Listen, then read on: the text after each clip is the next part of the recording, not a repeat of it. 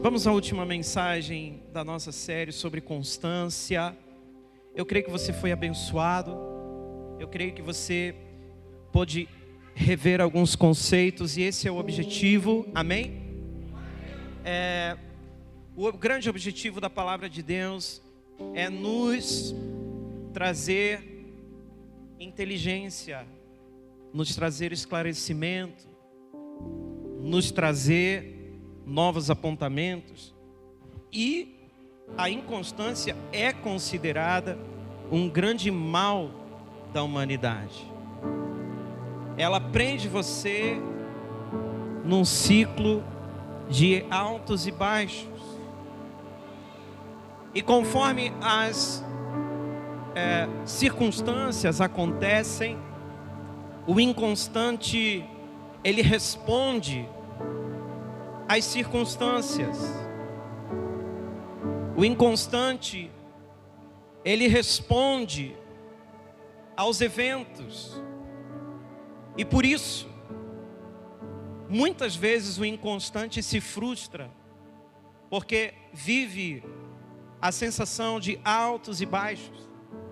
Nunca está numa situação de perenidade, de continuidade.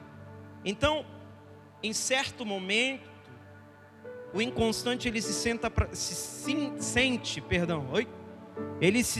para cima.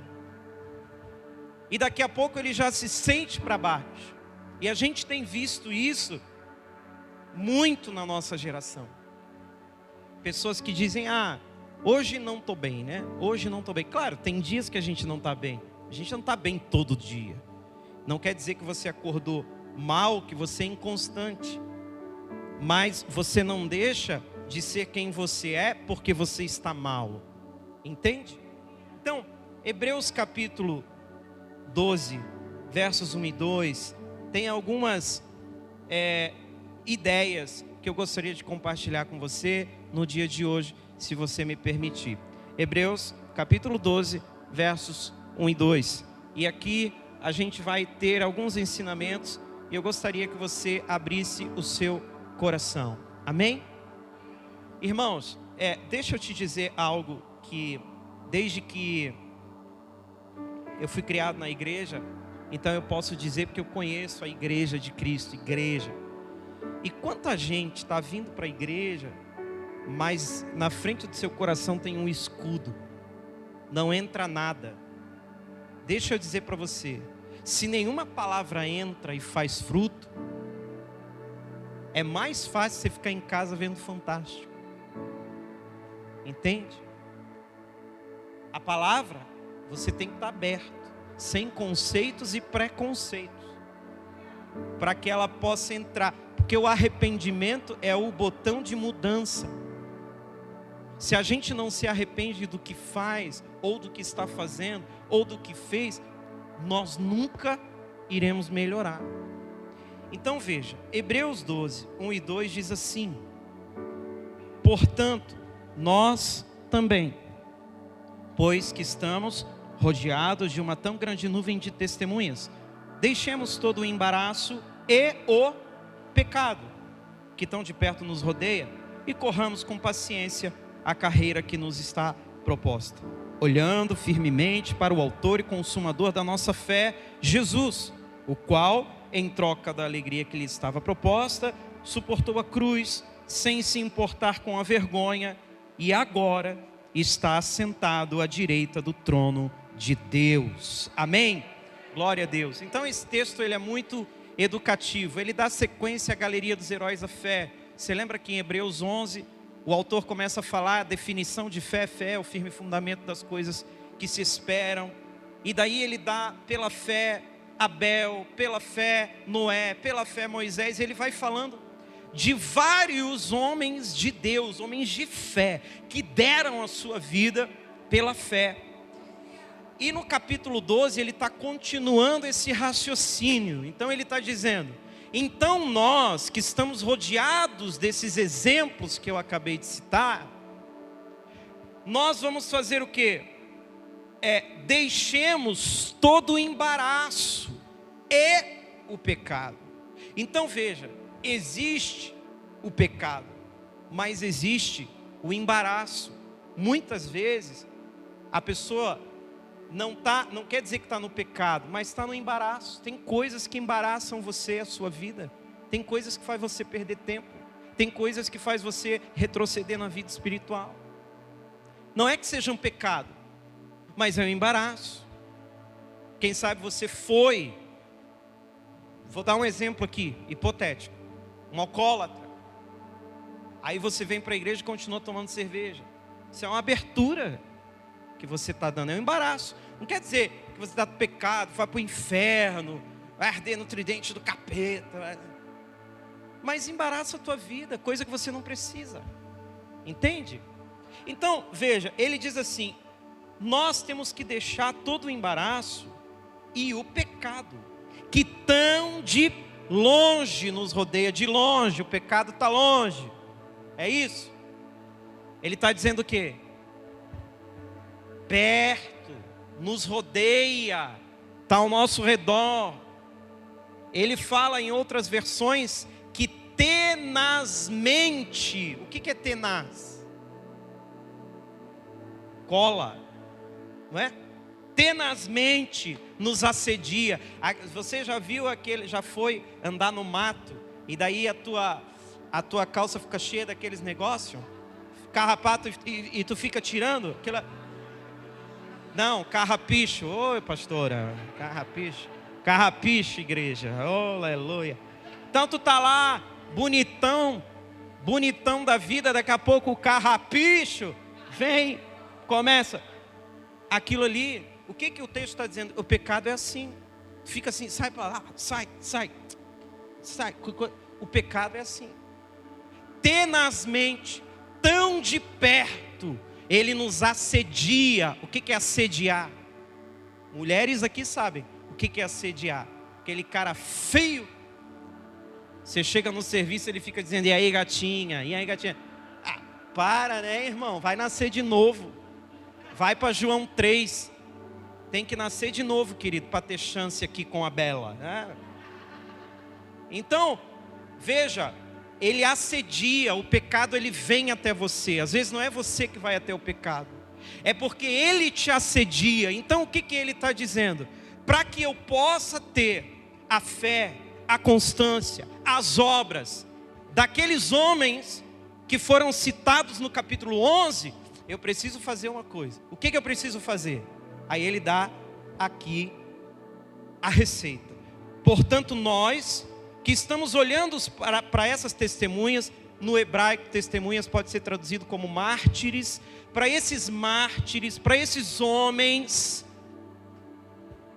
deixemos todo o embaraço e o pecado que tão de perto nos rodeia, e corramos com paciência. Você já viu, irmão, alguém correr com paciência? Né? Alguém aqui já correu? Correu porque estava com pressa, mas você nunca correu com paciência. Aí ele diz assim: e nós temos que correr, mas correr com paciência. Por quê? Tem dois casos em que pode-se correr com paciência. Primeiro, é se a maratona é muito longa. Quando você vê a maratona de São Paulo, vai aqueles cara top na frente, os quenianos, magrinho, a gente fica até com inveja, né? Os quenianos magrinho vão na frente, e o povão vai atrás, o pessoal que quer participar, né? O povão que vai lá para encher linguiça. Aí, o cara gordo, toma Coca-Cola, come cheeseburger e vai para lá. Aí, ele solta todo mundo. O queniano, irmão, começa bem tranquilo. E o cara que está lá pela primeira vez: eu vou ganhar. Chega a 5 minutos, o cara da primeira vez, e o queniano está lá.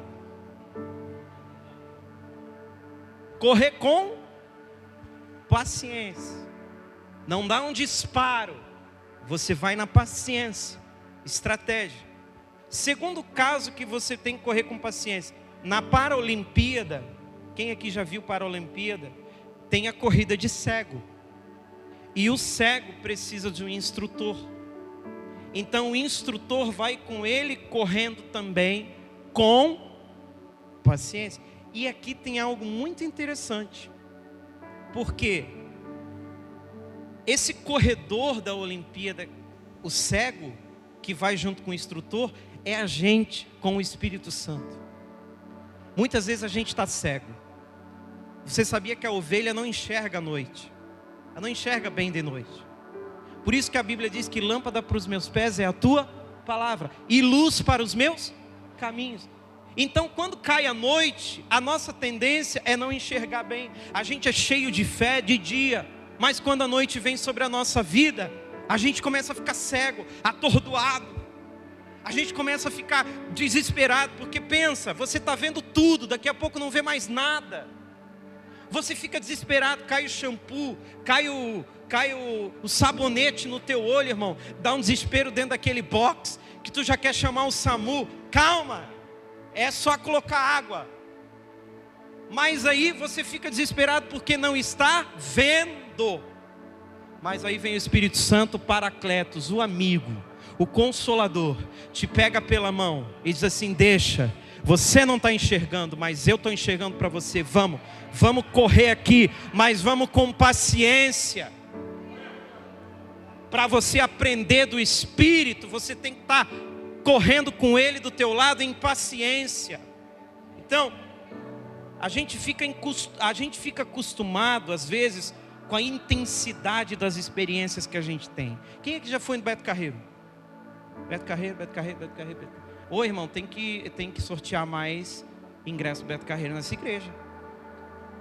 Quem é que já foi na montanha russa, a Fire Whip? É top? O que vocês sentiram quando passaram na Fire Whip? Frio na barriga. Foi legal? Foi bom.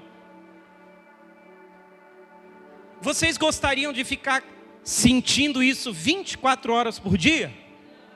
Não. Por quê? Olha para mim. Por quê? Porque o que é intenso só serve como impulso, mas o que é constante, que é duradouro. Então, o que é intenso não pode ser duradouro. Eu vou lá, passo a montanha russa, que emoção. Gostaria de ficar sentindo aquilo 24 horas por dia? Não, porque intensidade não é duradoura. Então só que a gente se acostuma com intensidade. A gente quer intensidade. Que experiência, meu Deus. Quando eu comi aquele lanche, quando eu comi aquela lasanha, quando eu fui naquela academia, pronto, para balancear as coisas. Quando eu tomei aqueles sucos detox de alface, meu Deus, que delícia, que experiência. Mas você quer tomar todo dia? Não. Intensidade não quer dizer que é duradouro. Vocês já viram o lançamento de um foguete da NASA? O foguete da NASA tem embaixo os propulsores. Esses propulsores explodem. E o foguete vai. Mas quando ele atinge uma altitude, aquela cápsula que explodiu, ela se solta do foguete. E o foguete então começa a ser dirigido pela força gravitacional que está lá todos os dias. Todos os dias. Então explosão não cria nada. Explosão só impulsiona alguma coisa. Amém? Explosão não cria nada. Não adianta você explodir, ou você querer que as coisas, vai ser uma explosão. Explosão não cria nada. Pastor Adalto Lourenço, criacionista, ele fala sobre isso quando ele fala do Big Bang. Eles dizem que a Terra foi criada do Big Bang. Você já viu explosão criar alguma coisa?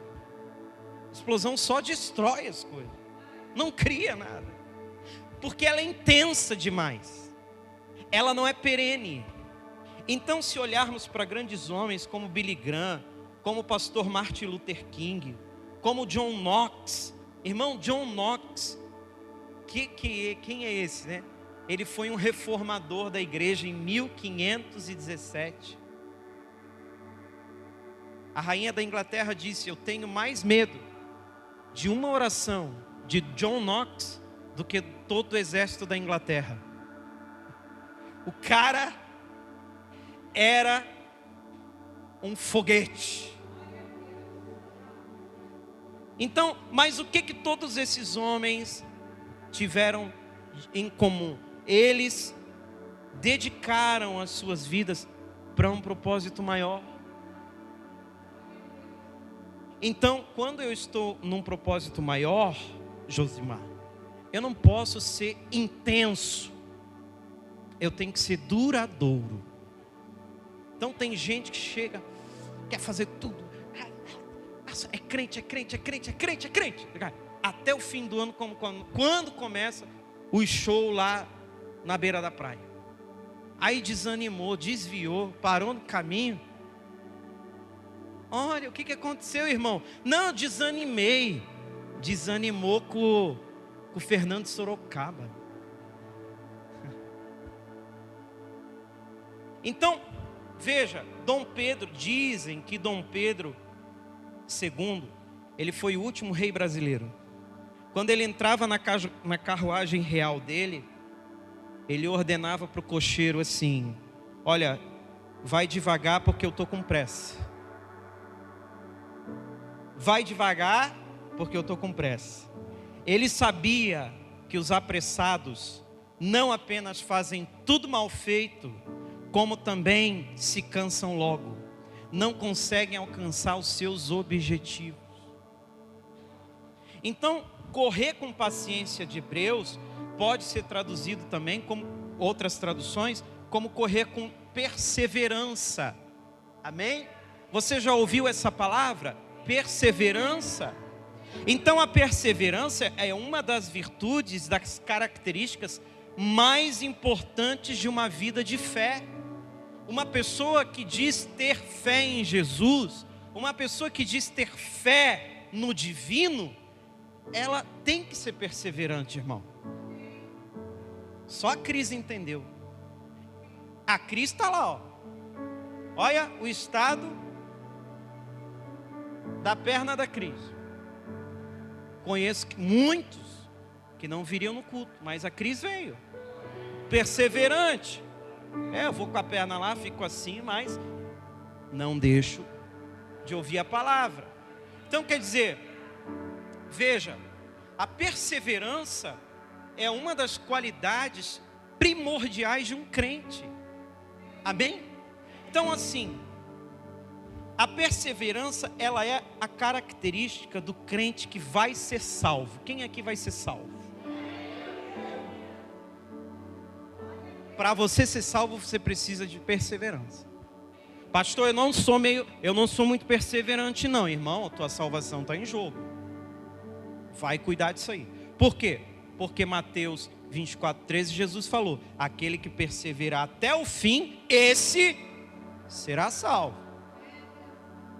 Aí você vive uma vida piedosa, 50 anos, aí nos 20 final da tua vida tu resolve empirulitar. Não adianta de nada. Tudo que você viveu tem que ser respaldado pelo que você vai viver. Então a perseverança, ela é característica de um crente avivado. Diga comigo, avivado. Eu preciso ser avivado. Aleluia. Atos 2:42, e perseveravam na doutrina dos apóstolos. Veja que o texto não diz na doutrina de Jesus, na doutrina de Cristo. O texto diz: e perseveravam na doutrina dos líderes, dos pastores. Tem muita gente teologicamente que vai se revirar agora. Mas é o que o texto está dizendo. Por quê? Porque perseveravam em uma visão, perseveravam em um lugar. A gente estava comentando, né, Carol? É a tua avó, que é 50 anos obreira da mesma igreja. A minha avó foi assim. Minha avó foi assim. Morreu sendo obreira da mesma igreja. Hoje em dia o crente chega na igreja. O Léo é muito feio, vou me desligar. Não é feio, é bonito, hein, Léo? Tem até olho azul. Ah, porque a Priscila, não sei o que, vamos desligar. A inconstância do mundo está se revelando dentro da igreja. Quando deveria ser o contrário, vocês acham que não? Que nós deveríamos influenciar o mundo, é verdade ou não? Mas está sendo o contrário. A inconstância, pessoa que trabalha só na experiência, depois já dá baixa na carteira, parte para outro lugar. Não fica 5 anos, eu não vou ficar com esse gerente, eu não vou ficar com esse patrão, eu não vou... Irmão, alguma coisa tem que se firmar na tua vida. Em compensação, tem pessoas que caminham comigo aqui, que vocês viram o Bruno, 20 anos. E o Bruno fez uma resolução na vida dele. Eu falei aqui no primeiro dia da série. O Bruno fez uma resolução na vida dele, de em 2023 ele terminar, foi em 2023, terminar tudo que começa. Então eu comecei isso, eu vou terminar. E daí Deus dá a vitória. Entende? O Johnny, a família está com a gente há um tempão. Suzana, a família está com a gente há um tempão. Fernanda está com a gente há um tempão. Eu louvo a Deus pela vida de vocês, gente. Quanto mais vocês estão comigo, mais eu os valorizo e tenho gratidão por vocês. Por quê? Porque a amizade se vê no tempo, não se vê na intensidade. É duradouro. Márcia e Juliana, que perderam a vovó esse final de semana, foram lá a Lages e a vovó, a matriarca da família, partiu com o Senhor, mas era uma serva de Deus. Então a gente tem certeza, a gente chora porque a gente sente falta da pessoa, mas a gente tem certeza que ela está num lugar celestial dando glória a Deus. Ela voltou para o lar da onde nunca deveria ter saído, não é verdade? Porque é tão bom o lar, para que a gente vem na terra sofrer, né, irmão? Mas ela veio construir uma família. Então veja, constância, ela foi constante. Constância, perseverança é característica de um crente experimentado. Tiago 1,3, que diz assim: pois vocês sabem que a prova da vossa fé produz perseverança.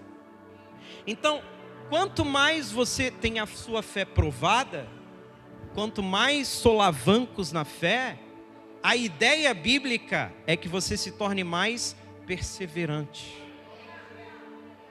A casca está mais grossa. Amém? Então cada lapada que a gente leva, a casca vai ficando mais grossa. Né, Mateus e Ana? Ficou mais grossinha. Ficou mais grossinha. E vem muito mais por aí. Deus te abençoe. É assim que funciona. Estou 20 anos nessa. Por isso que tem um lombo aqui, ó, tem um negócio aqui. Então, característica de um crente experimentado. Também é característica de um crente que tem caráter. Perseverança, diga comigo, perseverança revela o caráter. Romanos 5, 3 e 5 diz assim: não só isso, mas também nos gloriamos nas tribulações, porque sabemos que a tribulação produz perseverança, e a perseverança um caráter aprovado, e o caráter aprovado esperança. Então veja como uma coisa vai gerando outra. Você tem um fruto, você está conectado com os céus, e os céus vão acrescentando na sua vida perseverança, caráter aprovado e esperança. Então, por outro lado, se a gente tem a perseverança, por outro lado, a inconstância, ela é uma armadilha que nos impede de colher os frutos da persistência. A persistência é um dos segredos das pessoas que estão em contínuo crescimento em suas vidas. O pastor Daniel Dutra escreveu: a inconstância, pega essa, bate foto. Ele escreveu: a inconstância frustra as pessoas de boa vontade, embriaga o valente, ela enferruja a têmpera do herói, mata o gesto nobre, conspira contra os corajosos, deprime os visionários, sepulta projetos gloriosos e atrasa o prêmio das conquistas. Ela é mãe da procrastinação, ela é irmã da mediocridade e filha do medo. A inconstância mata o teu crescimento. Mata. Alguns não aguentam uma frustração atrás da outra e se tornam desistentes profissionais. Desistentes profissionais, desiste de tudo que começa. Então, dessa forma, a velhice se aproxima e o inconstante fica deprimido com o acúmulo de arrependimento, porque não fez, porque não concluiu, porque não era. Então o pastor Erwin McManus escreveu que a verdadeira tragédia não é morrer, mas é não viver a vida que Deus planejou para mim. Então hoje eu quero compartilhar com você 5 chaves rápidas, cirúrgicas, que vão fazer você enfrentar esse problema. Amém? Eu quero declarar que essa igreja será a igreja mais constante dessa cidade. Que você será uma pessoa constante. Você vai começar as coisas, você vai terminar as coisas. E você vai ter constância na sua fé, na sua vida. Salmo 119, eu quero pegar o Salmo 119 para poder tirar dele as 5 chaves. Amém? O Salmo 119, na estrofe ou versículo, enfim, 112 a 114, o salmista diz assim, 119, se você vai marcar aí, Salmo 119, 112 a 114, ele diz o seguinte: dispus o meu coração para cumprir os teus decretos até o fim, odeio os que são inconstantes, mas amo a tua lei. Tu és o meu abrigo, o meu escudo, e na tua palavra coloquei a minha esperança. Amém?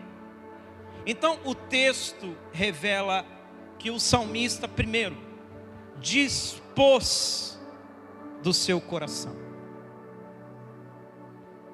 Dispôs. Essa disposição de coração aparece muitas vezes na Bíblia. Inclusive agora, o texto diz que Simeão, agora a gente acabou de apresentar Abigail, amém? Então eu li o texto de Lucas 2. Esse texto diz que Simeão não queria morrer antes de ver o Salvador. Olha o milagre que aconteceu.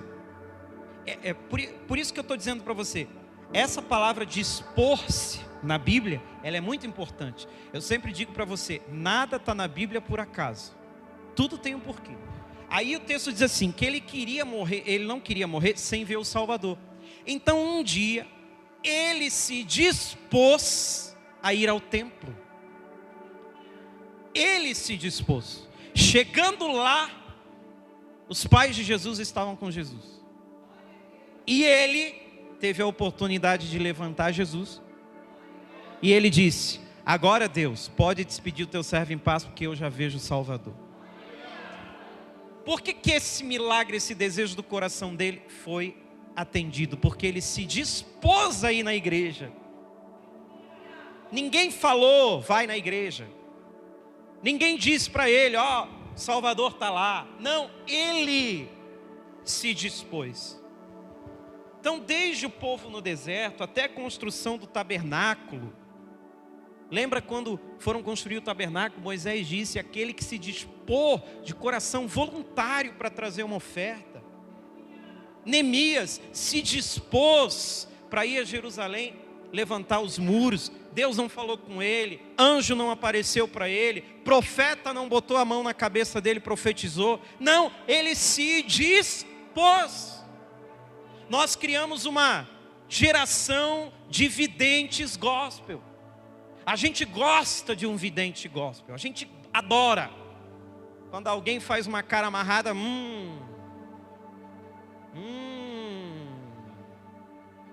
tô sentindo. Vai acontecer isso, isso, isso. Ai, meu Deus. Mas a disposição do coração, zero. Não adianta de nada. Palavra liberada sem disposição não acontece. Você tem que pegar a palavra e você dizer: agora eu tenho uma disposição, agora eu tenho uma direção, agora eu tenho um propósito, agora eu vou fazer. Então tem que ter disposição. Daniel, ninguém disse para ele: Daniel, não come da mesa do rei. Daniel, não coma da mesa do rei. Ele dispôs no coração: eu não vou participar dessas iguarias, eu não vou. Ele colocou um limite de fé para si mesmo. Qual é o problema hoje? Nenhum limite de fé. A gente faz tudo igual. E se vai colocar um limite, ainda diz que não, eu vou para uma igreja mais liberal, Tiara. Não é verdade? Poxa, você tem que se dispor no teu coração. Deus está falando contigo, Deus está arrumando tua casa, Deus quer salvar a tua vida, quer fazer você um homem de verdade. Então você se dispõe. A Bíblia diz assim, ó: dispõe-te, põe-te de pé e eu vou falar contigo. Deus não fala com quem não se dispõe a ouvir. Incrédulo, pessoa incrédula, só fala mal de Deus, mal da igreja, mal dos evangélicos. Deus não vai falar contigo nunca, irmão. Porque você tem que se achegar a Ele, para que Ele se achegue a você. Você tem que se dispor no teu coração. Aí, pastor, como é que isso vai acontecer? Através da prova, aí você se dispõe. Por que na cadeia e no hospital um monte de gente se converte? É porque lá que o coração está no chão, o orgulho está no chão, o dinheiro está no chão, a influência está no chão. Nada pode resolver se não for a presença de Deus. Lá o ser humano tem limite. Aí tem um monte de conversão. Porque enquanto a gente está aqui, eu não acredito muito nesse negócio de teologia. O problema é teu. Não é teu. Deus continua sendo Deus. O povo continua sendo abençoado. O problema é teu. Eu tenho que dispor o meu coração para orar, tenho que dispor o meu coração para consagrar, tenho que dispor o meu coração para construir, tenho que dispor o meu coração. Então, chave 2, consistência. Diga comigo, consistência. Ele disse assim: eu inclino o coração a guardar os teus decretos para sempre, até o fim. Então, tomar uma decisão sólida é um passo importante, mas não é tudo. Depois de decidir, você precisa de consistência, firmeza, resistência, coerência, até o fim. Até o fim. Quantos amigos já disseram para ti: estamos até o fim, dali a 5 minutos, tomou Doril. Até o fim é até o fim, irmão. Hein? Olha para a esposa que você casou aí, olha para o marido que Deus te deu, é até o fim. Amém? Há uma discussão se a gente vai se conhecer no céu ou não, né? Mas se a gente se conhecer no céu e a mulher vier te abraçar, tu dizer até que a morte separe. Oi, nego! Nada de nego. É até que a morte separe, não vos conheço. Brincadeira. Então o salmista finaliza o versículo 112 com a expressão para sempre, até o fim. Isso indica consistência na decisão. Ele já decidiu, eu vou seguir a Deus até o fim. Ele já dispôs no seu coração, antes mesmo de saber aquilo que ele vai viver, ele já tem isso no seu coração. É um estilo de vida, entende? A consistência, a constância da fé do salmista não é um ato único, mas é um estilo de vida, com decisões e micro decisões coerentes, que ele vai tomando no coração todos os dias. Eu estava vendo um documentário da Segunda Guerra, e eles têm, irmão, veja, cada batalha, em cada lugar que aconteceu, lá numa floresta da Alemanha, eles têm o nome dos oficiais, o relatório, o que aconteceu, quantas balas o cara tirou, tal. Eu fiquei de cara. Como é que eles sabem? Eles sabem quem precisa receber medalha, eles sabem. Aí eu entendi que cada atitude na minha guerra monta a minha história. Entendeu? Cada micro decisão que aquele cara tomou no campo de batalha, o governo americano sabia. Ficou registrado. Por isso que a Bíblia diz que as nossas obras são como memorial. Então, se você não seguir a vida com consistência, você vai ser afetado por qualquer tipo de circunstância. Então, como saber? Presta atenção nisso que eu vou te dizer, que é uma chave poderosa. Como saber se você inclinou teu coração com consistência para uma vida de constância e caminhada firme? Como? Diga comigo. Pelo comportamento. Olha para o teu irmão e diz para ele assim, ó, o seu comportamento diz a verdade. A boca engana, mas o comportamento, o seu comportamento fala a verdade. Porque a boca engana. Ô, pastorzão, te amo, pastor.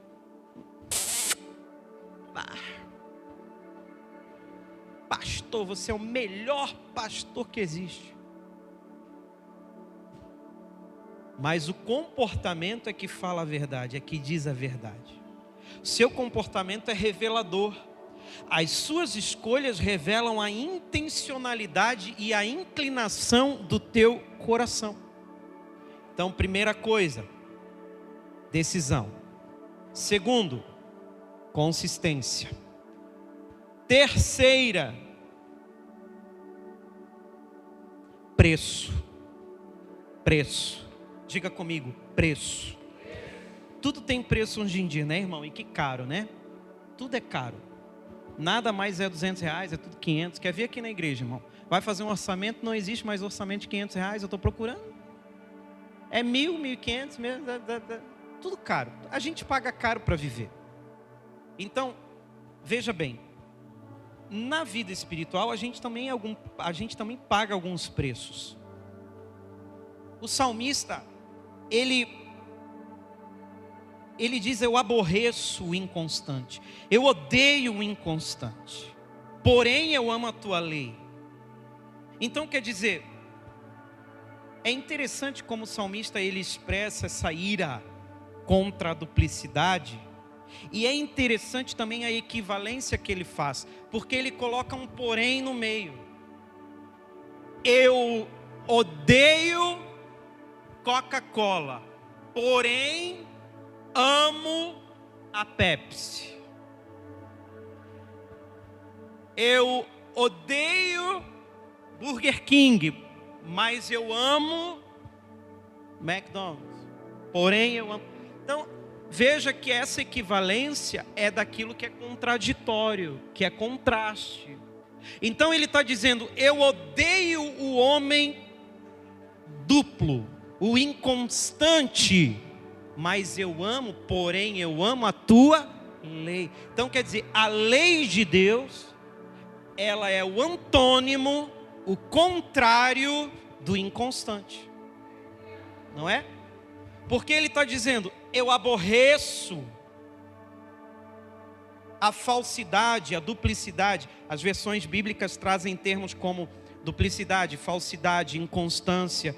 Tudo isso aponta para homens indecisos, falsos, suscetíveis, duvidosos. O cara senta na tua mesa, depois senta na mesa de quem fala de ti. O cara é duvidoso, não há consistência, não há firmeza, não há palavra. É quem falar, tô indo. Que nem boneco de posto. De acordo com o vento, eu vou. Se tu disser que o Josimar é legal, eu concordo contigo. Se tu disser que ele não presta, eu concordo contigo também. O negócio é não perder o amigo. Então, quer dizer, essa equivalência que o salmista faz, ele faz justamente porque ele amava a lei do Senhor. E se eu amo alguma coisa, se você ama a sua esposa e alguém ataca ela, você odeia, você aborrece, amém? Então, se eu amo a lei de Deus, eu vou aborrecer aquilo que é contrário à lei de Deus. E qual é a contrariedade que ele coloca aqui? Ele poderia colocar muitas, mas ele coloca aqui a inconstância, a duplicidade, a falsidade. Então, ainda aqui existe um segredo. Amar a lei do Senhor requer um preço, que é o esforço, que é a constância. Então a constância não sai de graça. Então a cada escolha é uma renúncia. No caminho do propósito não dá para viver tudo. Amém? Quem aqui é concurseiro sabe. Vai assistir uma aula online para concurso público. Na primeira aula o professor já vai começar a te dizer: vai ter que perder festinha de fim de ano, vai ter que perder festinha de família, é ou não é? O professor fala, vai perder, se quer passar vai ter que ficar em casa estudando. Quem aqui já fez concurso sabe do que eu estou falando. O professor já dá as regras ali, vai ter que perder tudo. Não, professor, eu quero passar no concurso indo em todas as festas, batendo selfie em tudo, então não vai passar. Por quê? Porque o preço de você passar no concurso é você ser recluso para você estudar. Então veja, não dá para viver tudo no caminho do propósito. Algumas coisas você vai ter que deixar para trás. Amém, pastor? Obrigado, porque só tu veio hoje. Entendeu? Então, quarto, para a gente já ir para o fim, abrigo. O texto diz assim: tu és o meu abrigo, tu és o meu refúgio, e o meu escudo. Então, para vencermos essa duplicidade, a gente deve ter consciência de que existe um refúgio. Então, veja, pastor, eu tô assim, ó, eu sou inconstante, pastor, porque tu não sabe o que está acontecendo lá em casa. Irmão, tem um refúgio para isso. Chama-se Jesus Cristo. Aquele que se esconde no esconderijo do Altíssimo, à sombra do Onipotente, descansará. Então, existe um refúgio. Infelizmente, a pandemia evidenciou o coração inconstante de muita gente. Onde as pessoas se esconderam na pandemia? Algumas se esconderam na pornografia. A pornografia explodiu, bateu recorde de audiência. Alguns se esconderam na agressividade. Pessoas ficaram mais agressivas, com brigas em casa, no trabalho, na igreja. Ei, você homem que agride a tua mulher, vai se converter. Vai te converter, porque Hebreus 10:38 para ti: terrível coisa é cair na mão do Deus vivo. Ele deu essa joia para você cuidar, não para agredir, nem com palavras e nem com fisicamente. Amém, irmão? Vai te converter, irmão. Eu acho que aqui não tem, que é todo mundo light. Olha, onde que as pessoas se esconderam? No divórcio. O número de divórcios durante a pandemia foi às alturas. 98% dos divórcios é por causa financeira. Sabia disso? Na pobreza e na riqueza, uma ova. Né? Uma ova. Outras coisas que as pessoas na pandemia ficaram nervosas, foi para bebida, droga, vício. Pessoas buscaram refúgio em vícios diversos. Incredulidade. Cristãos e não cristãos passaram a questionar a Deus e suas obras. Muitos crentes começaram a ver culto em casa, se acostumaram, saíram da comunhão da igreja. Vou ficar em casa, assistindo culto em casa. Beleza, irmão. Então a salvação só vai vir se tu tiver internet 5G. 8 GB de RAM. Mais o que aí? Processador o quê? i5. Não, i5 não, i7. Já está no 7? Não. Então antes de comprar um computador vai falar com o Léo, que ele está dizendo que não. Então, a pandemia, gente, mostrou que muitos de nós não estávamos firmados tão na rocha quanto a gente pensava. Na crise, Adão e Eva se esconderam de Deus. Por que vocês se esconderam? Deus olhou para eles assim: por que vocês se esconderam, hein? Porque a gente estava nu. Que a gente está nu. Mas quem? Deus perguntou para eles: quem falou isso para vocês? Deus já tinha percebido que eles tinham ouvido outra voz. Porque Deus não falou da nudez deles. Nunca. Mas o diabo falou. Então, quando o salmista se refugia no Senhor, ele diz: Ele é o meu abrigo, Ele é o meu escudo, nele a segurança. Irmão, a pior coisa para um soldado se esconder, o pior lugar para um soldado se esconder, de Israel. Agora a gente está na guerra entre Israel e Hamas. Qual é o pior lugar para um soldado de Israel se esconder? Na faixa de Gaza. Qual é o pior lugar para você se esconder? No terreno do inimigo. Aí você fica com medo, você quer um refúgio, um abrigo, você vai para coisas que o inimigo te dá. Não, isso aqui me satisfaz, isso aqui me deixa bem. E vai, e se afunda. E depois, você não sabe porque está preso em prisões espirituais. Precisa de libertação. Então, cuidado com o teu abrigo. Diga assim: Senhor, Tu és o meu abrigo. Amém? Então, quando você se sentir ameaçado, quando você se sentir inconstante, quando você sentir que as coisas estão num turbilhão, corre para Jesus. Vai para Jesus. Tinha uma libanesa falando algo, que ela morava no Líbano, e os islâmicos pegaram e começaram a perseguir porque eles eram cristãos. E a mãe dela disse assim: minha filha, quando eles chegarem aqui em casa, corre para Israel.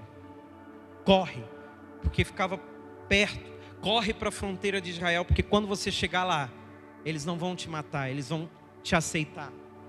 Então eu estou dizendo para você, em tempos de guerra, corre para Jesus. Ele não vai te matar. O que te mata são os vícios, o que te mata são as fugas, o que te mata é a tua inconstância. Jesus não vai te matar. Ele vai te dar identidade, Ele vai te dar destino, Ele vai te dar propósito. Entende? Vai fazer você lutar pelo que realmente interessa. E eu termino com a quinta chave.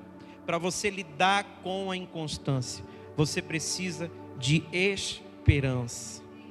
Versículo 114 diz: na tua palavra eu espero. Então o salmista sabe onde esperar. O inconstante até pode desejar um caminho da constância, mas por sua esperança estar depositada nas coisas mundanas, não é suficiente para mudar a vida dele. Então, o constante, a pessoa que é constante, deposita a sua confiança no Senhor. Aqui está a diferença entre desejo e esperança. A esperança nos disciplina, nos mantém focados, nos mantém imperturbáveis no meio da caminhada. Por quê? Porque você sabe aonde você vai chegar. Você tem visão. Esperança te dá visão. Pode se colocar de pé e eu quero orar por você.